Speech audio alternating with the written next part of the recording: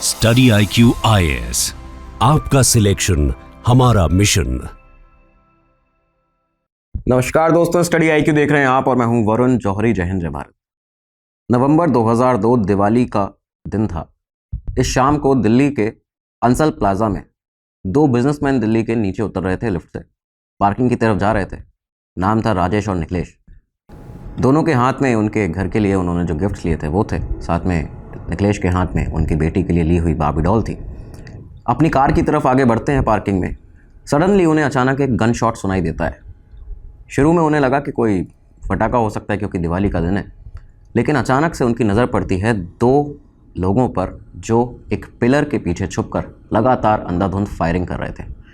ये दोनों कोई और नहीं, लश्कर-ए-तैयबा के दो खुखार आतंकवादी एजाज अहमद और अबू अनस थे, जिन्हें पिछले 2 महीने से भारत की खुफिया एजेंसी IB इंटेलिजेंस ब्यूरो ढूंढ रही थी, क्योंकि ये दोनों ही हाल ही में दिल्ली में कुछ ही दिनों के अंदर एक बहुत बड़ा अटैक करने वाले थे। अंधाधुंध लगातार फायरिंग चलती है। इस समय वहाँ पे उस पार्किंग में दिल्ली पुलिस स्पेशल सेल की टीम भी मौजूद थी। ACP राजवीर सिंह की लीडरशिप में लीड कर रही थी इस पूरे ऑपरेशन को। 15 मिनट तक एक गन बैटल चला और इसके बाद उन दोनों आतंकवादियों को लश्कर-ए-तैयबा के मार गिराया जाता है। दोनों के पास से पुलिस की टीम ने फ़ोन्स रिकवर किए, कई सारे डॉक्यूमेंट रिकवर किए। ये जो फ़ोन रिकवर हुए थे उसमें पहला नंबर जो दिखा तो वो गुजरांवाला पाकिस्तान का था, लेकिन दूसरा नंबर देखते ही स्पेशल सेल की जो टीम थी दिल्ली पुलिस की, जो सिक्योरिटी एजेंसीज़ वहाँ पे मौजूद थी, वो सब सन्न रह जाते हैं, चौंक जाते हैं, क्योंकि ये नंबर जो था वो था लश्कर-ए-तैयबा के लॉन्चिंग कमांडर, जम्मू कश्मीर के अलावा भी जिसने भारत के अलग अलग हिस्सों में अटैक्स करने प्लान करने शुरू किए थे, जिसे लश्कर-ए-तैयबा का नंबर 3 कहा जाता था, जो कि भावलपुर से ऑपरेट करता था और पिछले कुछ ही सालों में 15 से ज़्यादा फ़िदायीन, 15 से ज़्यादा आतंकवादियों को ट्रेन करके बाकायदा भारत में अटैक करने के लिए भेज चुका था, जिसका नाम था आज़म चीमा। यह आज़म चीमा का नंबर था लश्कर-ए-तैयबा के नंबर 3 का। ये कोई पहली बार नहीं था जब हमारी सिक्योरिटी एजेंसीज़ ने आज़म चीमा का नाम सुना हो, या ऐसा पहली बार नहीं था कि उसके ऑपरेटिव्स को, उसके आतंकवादियों को ट्रेन किए हुए भारत में पकड़ा गया हो। पहले भी कई दफ़ा ऐसे इंसिडेंट हो चुके थे, लेकिन भारत के ऊपर आज़म चीमा ने जो अटैक करने शुरू किए, या किस तरह से उसने भारत की तरफ अपना ये इस तरह का रवैया अपनाया एक जिहादी मानसिकता के साथ में, इसके बारे में आपको आज़म चीमा के बैकग्राउंड को समझना पड़ेगा। आज़म चीमा, जिसका जन्म हुआ था पाकिस्तान के फैसलाबाद में 1953 में, इसके बाद 1980s आते आते करीबन 25-26 साल की उम्र रही होगी, जब ये वो समय था अफ़गानिस्तान में सोवियत यूनियन के खिलाफ लगातार अफ़गान मुजाहिदीन जो थे उनको ट्रेन किया जाता था, उनको असला दिया जाता था, एमुनिशन देते थे। उसके बाद जो अफ़गान मुजाहिदीन थे वो सोवियत यूनियन के खिलाफ जंग करते थे। तो ये जो पूरी जंग थी, इसी में आज़म चीमा भी अपनी 25-26 साल की उम्र में इन्वॉल्व हो जाता है। वो भी यहाँ से वो अफ़गान मुजाहिदीन बन चुका था। इस दौरान ये भी देखा गया, कई लोगों की उसके ऊपर नज़र इस वजह से पड़ी क्योंकि वो जो मुजाहिदीन ट्रेनिंग थी उसके अलावा माइंड उसका बहुत ज़्यादा शार्प था, मैप रीडिंग बहुत अच्छे से वो जानता था।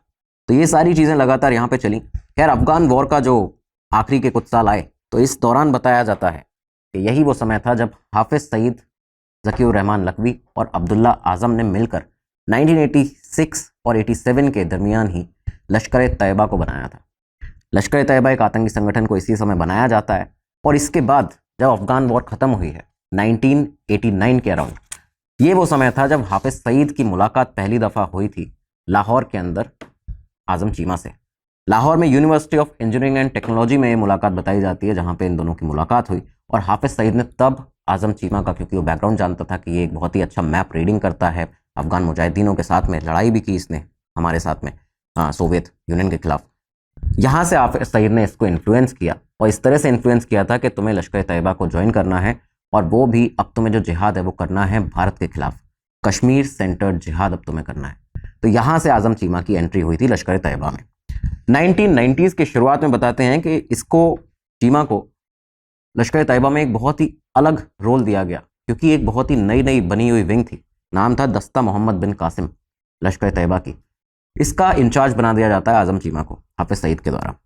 ये वो समय था जब आप अगर याद करें, बाबरी मस्जिद डेमोलिशन हुआ, भारत में पॉलिटिकल टेंशन भी थी, कम्युनल टेंशन भी लगातार बढ़ रही थी, तेज़ी से दंगे होते थे, कई जगह राइट्स होते थे, सारी चीज़ें चलती थीं, और इसी का फ़ायदा उठा रहे थे आतंकी संगठन पाकिस्तान में बैठे हुए। यहाँ पे इन्होंने इसी वजह से दस्ता मोहम्मद बिन कासिम को बनाया था और आज़म चीमा को इसका हेड बना दिया था। हाफिज़ सईद ने ये कहा था आज़म चीमा से यहाँ पे कि जो भी कम्युनल टेंशंस चल रही हैं भारत में, यहाँ पे तुम्हें बाबरी मस्जिद के डेमोलिशन के बाद में एक ऐसा फ्रंट तैयार करना है भारत में कि जिसका उद्देश्य होगा कि भारत के अलग अलग हिस्सों में जो मेन लोकेशंस हैं, बड़ी बड़ी सिटीज़ हैं, शहर हैं, उन सब में भी अब तुम्हें आतंकवादी हमले करने हैं। अब हम सिर्फ कश्मीर सेंटर्ड जो हमारे हमले होते थे वो नहीं करेंगे, कश्मीर से बियॉन्ड अब तुम्हें पूरे भारत के ऊपर हमला करना है। तो ये दस्ता मोहम्मद बिन कासिम, जिसका हेड बनाया गया अब आज़म चीमा को। अब यहाँ से आगे बढ़ते हुए आज़म चीमा ने 5 सालों के अंदर करीबन 1998 तक भारत के ऊपर कई सारे ऐसे टेरर प्लॉट किए, कई सारे लोगों को भेजा जाता था। ये जो कम्युनल टेंशन बढ़ रहा था, इसमें कई एंटी इंडिया ग्रुप्स भी बनने शुरू हो चुके थे और इन सभी के पीछे जब भी इन्वेस्टिगेशन होती थी तो नाम निकल के आता था पाकिस्तान के लश्कर तैयबा और दस्ता मोहम्मद बिन कासिम का, और दस्ता मोहम्मद बिन कासिम का हेड था आज़म चीमा। तो ये पूरे डॉट्स कनेक्ट लगातार आज़म चीमा से होते थे। सिमी ने कई सारे आतंकवादी हमले करने शुरू किए, जब इस तरह की एंटी इंडिया एक्टिविटीज़ करनी शुरू की, वहाँ उसका भी लिंक जो था आज़म चीमा से निकलना शुरू हुआ। तो 5 साल के अंदर आज़म चीमा ने कई सारे मल्टीपल टेरर प्लॉट्स वो भारत के अगेंस्ट में किए थे। लेकिन पहली दफ़ा हमारी सिक्योरिटी एजेंसीज़ की नज़र में जो नाम आया था आज़म चीमा का, वो आया था 1998 में। 1998 में हुआ क्या था कि इंटेलिजेंस एजेंसीज़ की फाइल में ये नाम तब दर्ज हुआ जब खुफिया एजेंसीज़ को पता चला कि दिल्ली के अंदर कई सारी पॉलिटिकल बिल्डिंग्स ऐसी हैं जिनकी रैकी की गई है, जिनको के ऊपर हमला किया जा सकता है, और कई सारी ऐसी सिविलियन एरियाज़ हैं, कई ऐसी इंपॉर्टेंट लोकेशंस हैं जहाँ पे हमला करने की एक बहुत बड़ी प्लानिंग जो है ये आतंकवादी संगठन कर रहे हैं। लश्कर तैयबा से इसका पूरा संबंध है। और तब जब इन्वेस्टिगेशन की गई, 2 लोगों के नाम निकल के सामने आए थे। पहला था अब्दुल करीम टुंडा और दूसरा था यही आज़म चीमा जो कि लश्कर तैयबा का समय पर कमांडर था, एक तरह से ऑपरेशन कमांडर इसको कहा जाता था वहाँ पे। जब नाम निकल के सामने आया तब फाइल में दर्ज किया गया। एलईटी में, लश्कर तैयबा में आगे बढ़ते बढ़ते यहाँ से 1998 के बाद से आज़म चीमा डिविजनल कमांडर बन चुका था। कई सारे टेरर ट्रेनिंग कैंप्स जो थे बहावलपुर में, कराची में, लाहौर में इसने सेट कर लिए थे। और अर्ली 2000 की बात बताई जाती है कि ये वो समय था जब बहावलपुर में प्रॉपरली इसको एक रहने के लिए एक बहुत बड़ा आलीशान घर जो था लश्कर तैयबा ने दिया था। अपनी वाइफ के और 2 बच्चों के साथ में यहाँ पर रहा करता था। 6 बॉडीगार्ड उसके पास होते थे और अपनी लैंड क्रूज़र में यहाँ से वहाँ घूमता था। आज़म चीमा की इस समय अगर आप उम्र भी देखें तो 49 के अराउंड 40s में अपनी वो होगा इस समय पर। तो ये वो समय था। इस समय पर आज़म चीमा इस तरह से आगे बढ़ रहा था कि डायरेक्ट उसके कॉन्टेक्ट्स जो थे वो आईएसआई के हाई प्रोफाइल ऑफिसर्स के साथ में रहा करते थे। और इनफैक्ट ये भी बताया जाता है इन्हीं लोगों से उसे हैवी फंडिंग होती थी। बहुत बड़ी जो पैसे की एक के पास कंसाइनमेंट आते थे वो सब यहीं से आते थे। क्यों? क्योंकि ट्रेनिंग कैंप जो है वो इस्टेब्लिश करता था बहावलपुर, कराची और पाकिस्तान में और अलग अलग जगहों पर। बहावलपुर कैंप में तो ये भी बताते हैं, जो रिपोर्ट सामने आई है उनसे, कि चीमा यहाँ पे जो आतंकवादियों को लाता था ट्रेन करने के लिए, उनकी ट्रेनिंग में उनको और ज़्यादा ब्रेन वॉश करने के लिए, और ज़्यादा रेडिकलाइज करने के लिए इसने आईएसआई के चीफ जनरल, एक फॉर्मर चीफ जनरल आईएसआई का रहा हमीद गुल, ये उसको लाया। उसके साथ में ब्रिगेडियर पाकिस्तान आर्मी का ब्रिगेडियर रियाज और कर्नल मोहम्मद रफ़ीक, इन तीनों को ला के इसने ट्रेनिंग कराई थी बहावलपुर ट्रेनिंग कैंप में, जितने भी मुजाहिदीन यहाँ पे काम कर रहे थे। आर्म्स ट्रेनिंग जो थी ये सारी पाकिस्तान आर्मी की तरफ से लाके कराता था लोगों को। आईएसआई की तरफ से जो टैक्टिकल और स्किल्स वाली ट्रेनिंग है वो सारी कराता था। और कई बार कराची और जो लाहौर में इसके ट्रेनिंग कैंप थे वहाँ पे ही विजिट करता था। इस दौरान में इसका एक जो हुलिया बताया जाता है वो ये था कि 50 साल लगभग करीबन उम्र है, पंजाबी बोलता है, फिजिक देखी जाए तो बहुत ही मोटा और लंबी दाढ़ी के साथ में एक शख्स, जिसको आप तस्वीरों में भी देखेंगे तो आपको हुलिया वही दिखेगा। तो ये एक इस तरह का आदमी, लेकिन उसकी जो रियल पावर जो एलईटी में थी वो थी उसकी माइंड की शार्पनेस, क्योंकि मैप रीडिंग बहुत बड़े पैमाने पर बहुत अच्छी तरीके से उसको आती थी। स्पेशली जो इंडिया के मैप्स थे, अलग अलग शहरों जो स्टेट्स थे उनको बहुत अच्छे से रीड कर सकता था। बताया जाता है हर रेलवे स्टेशन, गवर्नमेंट बिल्डिंग, यहाँ तक कि हर एक मिलिट्री इंस्टॉलेशन के बारे में उसको पता था। वो मैप पर ये सब उसके दिमाग में रहता था, मैप पर ये सब चीज़ें देख सकता था। दूसरी चीज़, लश्कर तैयबा के लिए एक बहुत बड़ा एसेट इसलिए बना क्योंकि ट्रेनिंग कैंप्स का आर्किटेक्ट था। ये सारे एलईटी के ट्रेनिंग कैंप आज़म चीमा ने ही बनाने शुरू किए थे शुरुआती दौर से लश्कर तैयबा के। फाइनेंस मैनेजर था। ये भी सामने आता है कि सऊदी अरब और गल्फ कंट्री से जितना भी पैसा आता था चीमा ही था जिन्हें वो डिस्ट्रीब्यूट लगातार आगे सारे कैंप्स में करता था एलईटी के। और रिक्रूटमेंट स्पेशलिस्ट था, चाहे कश्मीरी यूथ हो, चाहे भारत से जब इंडियन मुजाहिदीन बना उसके बाद में जो जितने भारतीय जो कश्मीर के लड़के थे, अलग अलग हैदराबाद से लड़के थे कई सारे, इन लोगों को जब लिया गया है, रेडिकलाइज किया गया, ब्रेन वॉश किया गया, और चाहे पाकिस्तान यूथ हो, इन सभी को आइडेंटिफाई करना, सिलेक्ट करना, ब्रेन वॉश करना, उसके बाद आतंक करने के लिए, जिहाद करने के लिए आगे भेजना, ये सब इनके पीछे आज़म चीमा का ही नाम आता था। एक और वाक़या इसी दौरान का, क्योंकि ये 2002 के आसपास की बात चल रही थी, तो आपको बताया जाए, एक बहुत बड़ा वाक़या इस समय सामने आता है। मार्च 2002 के आसपास की बात है। फैसलाबाद में पाकिस्तान में एक घर था। अब ये जो घर था, ये आज़म चीमा इसको ओन करता था। उसने ही ये घर अलग से लिया था, बनवाया था। और ये जो घर था, ये दरअसल एक सेफ हाउस था लश्कर तैयबा के सारे सीक्रेट ऑपरेटिव्स का। जितने भी लोग कहीं ऑपरेशन के लिए जाते थे या कहीं अटैक करने जाते थे, तो यहाँ पे मिला करते थे। कहीं से छुपने के लिए अगर आना है तब यहाँ पे रहा जाता था। इस घर में मार्च 2002 में अलकायदा के कई सारे फाइटर्स जो रेफ्यूजीज थे, एक तरह से वो जो फ्यूजिटिव थे, यूएस ने क्योंकि अलकायदा को तोड़ना शुरू कर दिया था, ब्रेकडाउन उसका शुरू कर दिया था, तो कई सारे अलकायदा के ऐसे लीडर्स थे जो भागते थे आतंकवादी, तो वो यहाँ पे आके भी छुपा करते थे। तो इसी दौरान अलकायदा का एक बहुत बड़ा ऑपरेशनल चीफ, नाम था अबू जुबैदा, वो आके रुकता है फैसलाबाद के इसी एलईटी के सेफ हाउस में। अब उसे रुकाया किसने था? आज़म चीमा ने। सारी फैसिलिटीज़ जो थी वो भी यही दे रहा था उसको, सपोर्ट यहाँ पे यही कर रहा था, क्योंकि यूएस लगातार अबू जुबैदा के पीछे पड़ा हुआ था। अबू जुबैदा ने यहाँ से, क्योंकि फ्यूजिटिव था, यहाँ से भागा और भागते भागते इस सेफ हाउस में आके छुप जाता है। अब जब वो यहाँ पे छुपा था तो आज़म चीमा ने ये बात आईएसआई को भी बताई, क्योंकि एक तरह से आईएसआई इन सारी चीज़ों में अलकायदा और एलईटी के साथ में इन्वॉल्व रहती है, लिंकअप रहती है। आईएसआई को ये चीज़ बताई गई, लेकिन पाकिस्तान की आईएसआई ने ये बातें बता दी यूएस की सीआईए को।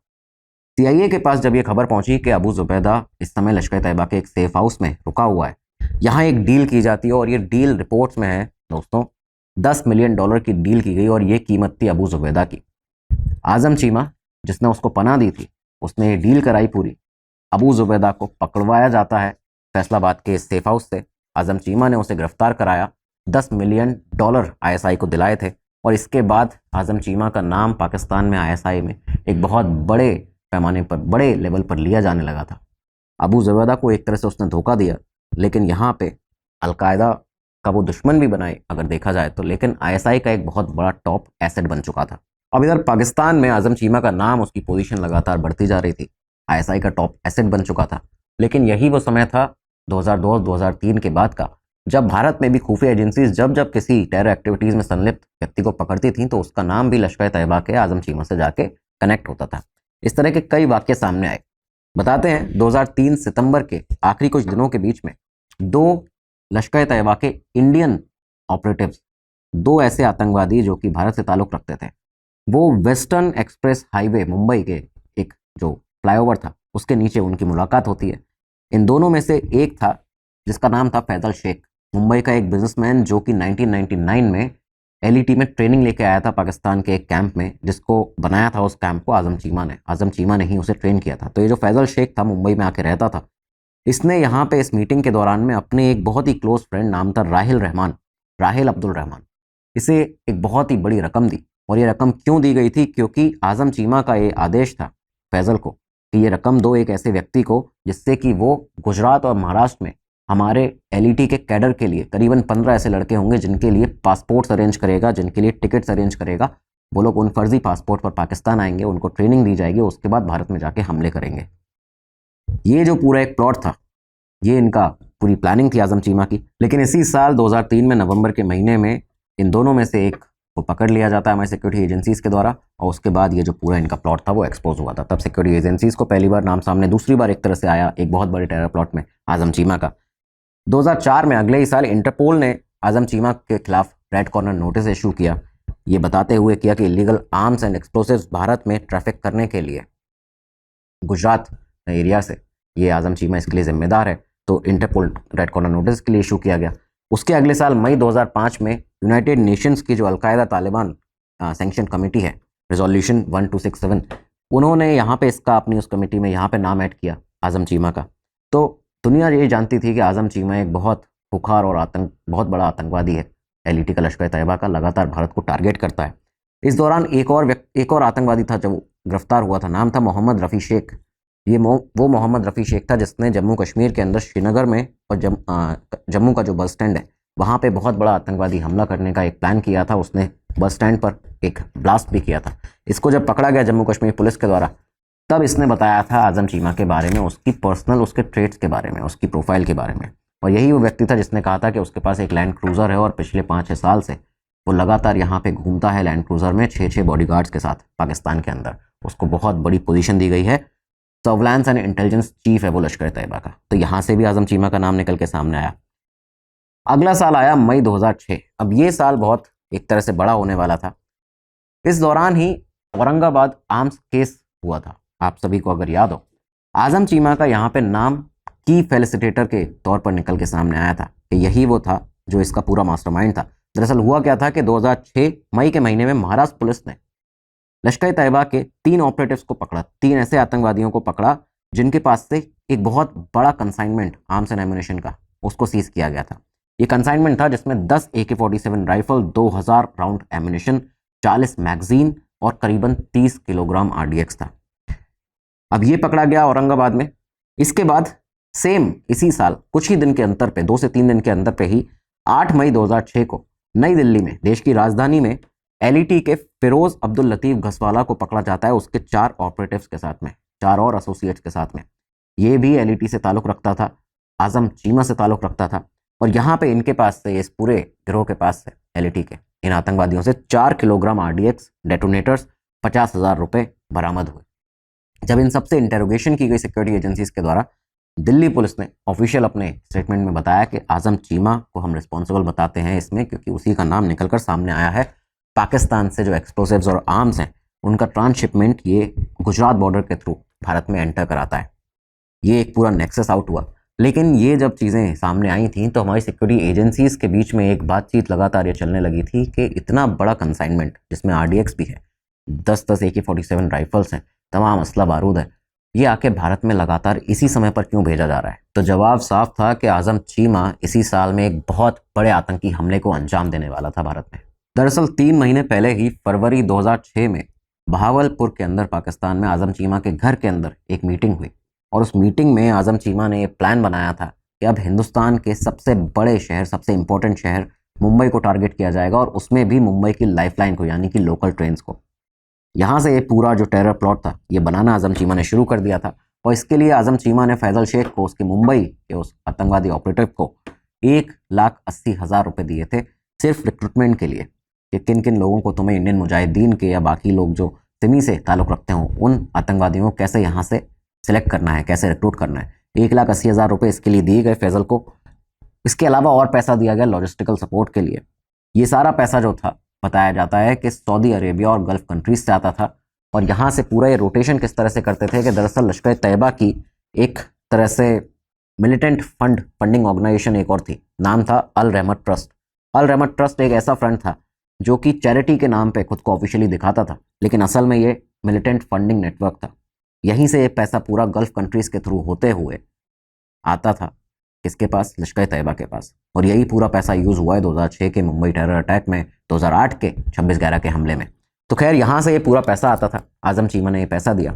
आजम चीमा ने इसके बाद अपने सारे कैंप्स में से जहाँ इन लोगों को लाया गया था, इन आतंकवादियों को ट्रेन करने के लिए, वहाँ से 50 ऐसे लोगों को सिलेक्ट किया जिनकी फिजिकल फिटनेस अच्छी हो, मेंटल स्ट्रेंथ ठीक हो और मराठी और हिंदी जानते हो अच्छे से बोलना।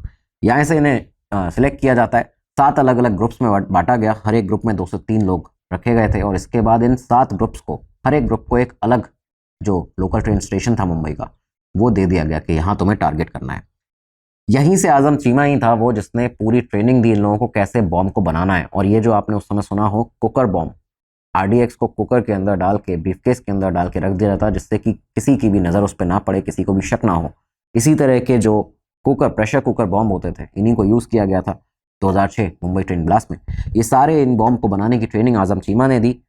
फैजल शेख जो था वो मुंबई गया, उसने अपना एक रिजवान नाम का माफ़ कीजिएगा, एक और उसका मिडिलमैन हुआ करता था, उसको संपर्क में लिया और यहाँ से रहमान, रिजवान और आजम चीमा सैटेलाइट फ़ोन्स के ज़रिए, इंक्रिप्टेड मैसेजेस और कोडेड लैंग्वेज के ज़रिए लगातार संपर्क में रहते थे। उसके बाद आया वो दिन जिसकी इन लोगों ने प्लानिंग करके रखी थी, 11 जुलाई 2006।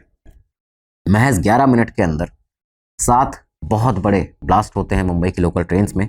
190 लोगों की जान गई। ये बॉम्बे के ऊपर होने वाला सबसे बड़ा आतंकवादी हमला था एक तरह से 1993 सीरियल बॉम्ब ब्लास्ट के बाद में। बहुत सारे सस्पेक्ट थे, अरेस्ट किया गया। एक प्रॉपर डिटेल में 2006 की जो मुंबई ट्रेन ब्लास्ट हुए थे उसके लिए एक एपिसोड आपके लिए बनाया, आप वो देख सकते हैं।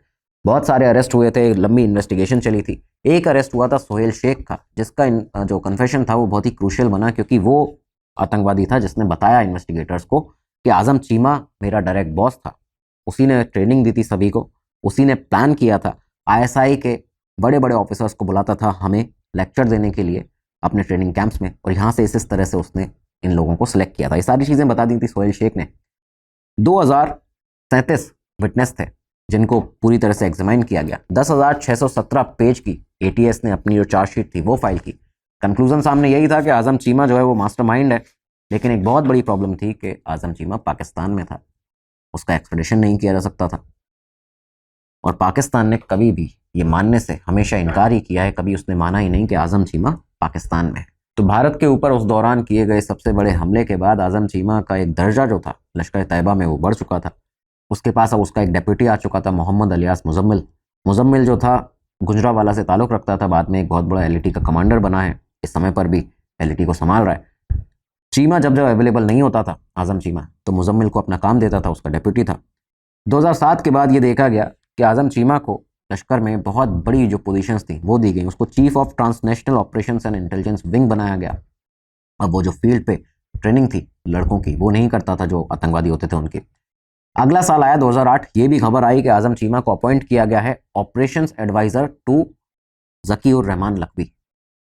मतलब ज़कीउर रहमान लखवी एक तरह से एलईटी का, जो हाफिज़ सईद और ज़कीउर रहमान लखवी एक ही पोजीशन पर आते हैं, हेड फाउंडर्स ऑफ एलईटी, तो उसका ऑपरेशन एडवाइज़र बना दिया गया आज़म चीमा को। तो इस तरह के बड़े बड़े उसको 2008 तक पद मिलते रहे, दर्जा उसको मिलता रहा एलईटी में। लेकिन ये 2008 वही साल था जब आज़म चीमा एक बार पहले से ही, इससे करीबन 2 साल पहले ही, एक और बहुत बड़े हमले की प्लानिंग भारत के ऊपर कर चुका था, जिसको हम 26/11 के हमले के नाम से जानते हैं। 2006 के लास्ट में कुछ आखिरी महीनों से ही आज़म चीमा ने लश्कर तैयबा की जो लीडरशिप थी उसने इंटेलिजेंस गैदरिंग के लिए डेविड कोलमैन हेडली को सिलेक्ट कर लिया था, उसको रिक्रूट कर लिया था, ब्रेन वॉश कर लिया था। डेविड कोलमैन हेडली को पैसा देके, कई सारा बड़ा अमाउंट देने के बाद में तहव्वुर राणा के साथ में उसकी एक तरह से इमिग्रेशन सेंटर उसका बनवाया मुंबई में। कई बार वो विजिट करता था मुंबई को, भारत में अलग अलग जगहों को। साजिद मीर और आज़म चीमा के सारे इंस्ट्रक्शन पे ये काम होते थे, और हर विजिट के बाद में साजिद मीर और आज़म चीमा को जाके बताता भी था। फोटोग्राफ वीडियोज़ उसके पास में थे, सर्विलांस करता था। अपनी वाइफ के साथ में 2nd फ्लोर पर ताज होटल के उसने एक रूम लिया था, वहाँ पे आके जब रहा तब भी उसने पूरा एक सर्विलांस कंडक्ट किया था। ये सारी चीज़ें करने के बाद में पूरी तरह से ये आज़म चीमा और पाकिस्तानी लश्कर तैयबा के हैंडलर्स जो थे वो तैयार थे भारत के ऊपर एक बहुत बड़ा हमला 2008 में करने के लिए। इस टेरर अटैक के लिए आज़म चीमा, साजिद मीर ने 10 पाकिस्तानी आतंकवादियों को पाकिस्तान के पंजाब, सिंध, बलूचिस्तान प्रोविंस से यहाँ से सिलेक्ट किया, इनको रिक्रूट किया। 19 से 22 साल की इन सभी 10 आतंकवादियों की उम्र थी, यंग थे। 2007 से 8 के बीच में आज़म चीमा ने नए बैच ओपन किए, इनमें इन्हें ट्रेन किया गया इन आतंकवादियों को। उसके बाद इन आतंकवादियों को 10 के 10 को भेजा जाता है 26 नवंबर 2008 को सी रूट से साउथ मुंबई के पोर्ट पर। यहाँ से मुंबई में एंटर करते हैं। Taj hotel, Oberoi hotel, CST station, Nariman house, Leopold cafe, अंधाधुंध फायरिंग की गई, अटैक किया गया, और 166 लोगों से ज़्यादा लोग जो थे वो यहाँ पे मारे गए थे इस पूरे अटैक में। कई हज़ारों लोग घायल हुए थे। हमारे कई बड़े बड़े जो जाबाज पुलिस ऑफिसर्स थे उनकी वीरगति यहाँ पे हुई। संदीप उन्नीकृष्णन जैसे जाबाज लोगों को, तुकाराम उमले जैसे जाबाज लोगों को हमने, भारत के वीर सपूतों को खो दिया। तो ये एक बहुत बड़ा आतंकवादी हमला जो आज़म चीमा, साजिद मीर जैसे आतंकवादियों ने कराया। 26/11 के इस हमले के बाद अजमल कसाब जो पकड़ा गया था आतंकवादी, उसके स्टेटमेंट पे उसने कोर्ट के सामने भी ये कहा था, अपना स्टेटमेंट ये दिया था कि ज़कीउर रहमान लखवी, साजिद मीर और आज़म चीमा थे जो इसमें पूरे इन्वॉल्व थे। आज़म चीमा के ट्रेनिंग कैंप में हमारी ट्रेनिंग हुई है। इसके अगले साल में आप देखें 2009 आया, और 2009 में यूएस में डेविड कोलमैन हेडली जिसने पूरा सर्विलांस किया था, वो जब अरेस्ट हुआ तो उसने भी अपने स्टेटमेंट में, कन्फेशंस में ये कहा, इन्वेस्टिगेटर्स को कंफर्म किया कि चीमा जो था वो 26/11 के हमले के लिए रिक्रूट्स को ट्रेनिंग दे रहा था, उसी के ट्रेनिंग कैंप में ये सब चलता था। लेकिन फिर भी 26/11 हमले के बाद भी आज़म चीमा को पकड़ा नहीं जा सका।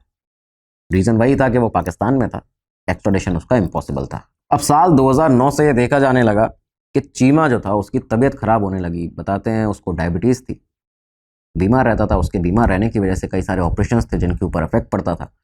56 साल की करीबन इस समय उसकी उम्र हो चुकी थी। तो इसलिए अब चीमा का रोल शिफ्ट किया गया, और उसकी जो रोल थी जो प्रैक्टिकल ट्रेनिंग कराता था आतंकवादियों को, इन सब से उसको शिफ्ट करके एडवाइजरी रोल में लश्कर तैयबा में डाल दिया गया, इंटेलिजेंस चीफ बना दिया जाता है।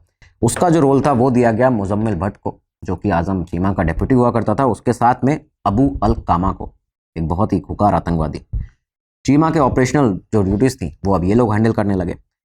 अगला साल आया 2010 और एक बहुत बड़ा इवेंट हुआ क्या कि 2010 में आप सभी को याद होगा, नवंबर में ओबामा की, जो यूएस के प्रेसिडेंट थे बराक ओबामा, उनकी भारत विजिट होने वाली थी। और उनकी भारत विजिट से कुछ ही दिन पहले यूएस ट्रेजरी डिपार्टमेंट ने आज़म चीमा को स्पेशली डेजिग्नेटेड ग्लोबल टेररिस्ट घोषित कर दिया, डिक्लेयर कर दिया। ये जब सारी चीज़ें हुई, इस समय उसके एसेट भी फ्रीज किए गए, उसकी जो सैंक्शंस थे उस पर वो भी लगाए गए, उसके जो एड्रेसेस थे इस्लामाबाद का, भावलपुर का, मुजफ्फराबाद का, इन सब को लिस्ट किया गया, सीज किया गया उसकी प्रॉपर्टीज़ को। तो अब यहाँ से आज़म चीमा के बुरे दिन जो थे वो शुरू हुए। ये सारी चीज़ें चलती हैं 2011 से 23 तक के बीच में बताया जाता है। करीबन आप देखिए ये कितने 12 से 13 साल के आसपास की जो पूरा समय रहा है, इस दौरान बताया जाता है कोई भी अलग टेरर एक्टिविटीज़ में आज़म चीमा का प्रॉपरली के उसने ही प्लान किया, उसमें नाम नहीं आया। लेकिन पहले वो 2 बहुत बड़े हमले भारत के ऊपर कर चुका था। इससे भी पहले कई बार टेरर प्लॉट जो थे, बॉम्ब ब्लास्ट जो होते थे अलग अलग जगह भारत में, उनमें भी उसका नाम सामने आता था। लेकिन इस दौरान ये सामने ज़रूर आया कि जितने भी अटैक भारत में इसके बाद हुए हैं 2011 से 2023 के बीच में, कई दफ़ा आज़म चीमा को कि ट्रेनिंग कैंप जो हैं वो आज़म चीमा के ही यूज़ किए जा रहे हैं। वो उन ट्रेनिंग कैंप्स में उन आतंकवादियों से मिलने आता है जो भारत में आके अटैक करते हैं। तो ये बातें सामने आती रहती थी। लेकिन अब आता है साल 2024। 2024 ये वो साल था जब पिछले कुछ महीनों से 2024 में पाकिस्तान में बहुत हलचल चल रही थी, क्योंकि लगातार मिस्टीरियस किलिंग्स हो रही थी। पाकिस्तान ये परेशान था इससे, खासकर लश्कर तैयबा परेशान था, क्योंकि लश्कर तैयबा के कई सारे ऐसे ऑपरेटिव्स थे जिन्होंने पहले भारत के खिलाफ कई सारे ऑपरेशंस किए थे, कई सारे अटैक किए थे, और उसके बाद कुछ अननोन गनमैन आते थे, हिटमैन आते थे और उनको मार देते थे। तो लश्कर तैयबा के अंदर बहुत ज़्यादा एक टेंशन का माहौल था। पाकिस्तान ये कह रहा था लगातार, ISI ये कहलवाती थी पाकिस्तान से लगातार कि ये सारा काम RANW का है, रिसर्च एंड एनालिसिस विंग का है भारत की। भारत हमेशा इसको डिनाई करता था क्योंकि इस तरह का कोई ऑपरेशन चल नहीं रहा था। लेकिन ये जो सर्कल्स थे, जिहादी सर्कल पाकिस्तान के, उनमें ये टेंशन बनी थी कि अब अगला कौन होगा। तो इसी टेंशन के दरमियान 2024 फरवरी का महीना था, और फरवरी के महीने के उस आखिरी दिन 28 फरवरी को पाकिस्तान के फैसलाबाद में एक 70-71 साल का आदमी अचानक से अपने सीने को ज़ोर से पकड़ता है। उसके चेस्ट में एक ज़ोरदार पेन होता है और वो अपने फर्श पर नीचे गिरता है और अचानक उसकी मौत हो जाती है। जैसी ये खबर बाहर आई तो पूरी पाकिस्तान मशीनरी, पूरी ISI और लश्कर तैयबा बहुत बुरी तरह से सन्न रह गए थे, क्योंकि ये जो व्यक्ति जो अपने सीने को पकड़ के नीचे गिरा हुआ था और मर चुका था, ये कोई और नहीं, ये लश्कर तैयबा का इंटेलिजेंस चीफ, 26/11 आतंकवादी हमला कराने वाला, 2006 मुंबई ट्रेन ब्लास्ट का मास्टरमाइंड, लश्कर तैयबा का नंबर 3, अब तक सैकड़ों आतंकवादियों को, मुजाहिदीनों को ट्रेन करके भारत में भेजता था, आतंकवादी हमले कराता था। ये कोई और नहीं, ये आज़म चीमा था। आज़म चीमा का यहाँ पे चैप्टर ख़त्म हुआ। बहुत ही सीक्रेटली उसकी जो फ्यूनरल थी वो मलखान वाला गांव में, फैसलाबाद के पास में करा दी गई। पूरी ISI वहाँ पे तैनात थी। पाकिस्तान के लश्कर तैयबा के जो आतंकवादी संगठन के इस बड़े बड़े लीडर थे वो सभी वहाँ पे तैनात थे, मौजूद थे। बहुत ही इमोशनल हो रहे थे।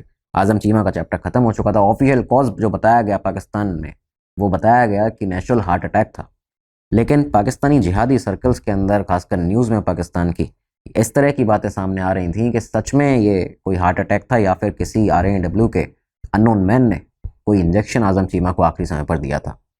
तो ये जो इंजेक्शन थ्योरी थी वो यहाँ पे आई, RANW का नाम बार बार सामने आता था, लेकिन खैर ये बात कंफर्म हो चुकी थी कि आज़म चीमा एक बहुत खुखार आतंकवादी, भारत का एक बड़ा दुश्मन, ख़त्म हो चुका है। और पाकिस्तान एक बार फिर यहाँ पे एक्सपोज हुआ था। क्यों? क्योंकि आप देखिए कि पाकिस्तान हर दफ़ा क्या कहता था, एक्स्ट्राडिशन कैसे करेंगे, आज़म चीमा तो हमारे यहाँ है ही नहीं। लेकिन जब उसकी फ्यूनरल हुई, इस दौरान globally specially designated global terrorist जो था आज़म चीमा, ओपनली पाकिस्तान की धरती पर उसको दफनाया गया इस्लामाबाद में। पूरी तरह से फ़ोटोज सामने आए, सारी चीज़ें सामने आई। इसके बावजूद पाकिस्तान लगातार जो डिनाई कर रहा था, तो इस तरह से वो एक्सपोज हुआ कि वो था उसी के यहाँ, उसी को पनाह देता था पाकिस्तान, लेकिन फिर भी हमेशा डिनाई करता था। तो इस तरह से पाकिस्तान कई बार एक्सपोज हुआ है। खैर, आज़म चीमा ख़त्म हुआ, और इस तरह से और भी कई सारे जो भारत के दुश्मन हैं उनको ख़त्म किया है कई सारे ऐसे अननोन गनमैन्स ने। ऐसी कहानियाँ जो हैं, ऐसे जो केसेस हैं, वो आपको आगे बताए जाएंगे यहाँ पे। डिटेल में एपिसोड देखते रहिएगा, शेयर कीजिएगा। अब आगे मिलेंगे अगले एपिसोड में, तब तक के लिए दीजिए इजाज़त। नमस्कार, धन्यवाद, जय हिंद, जय भारत। स्टडी IQ IAS, आपका सिलेक्शन हमारा मिशन।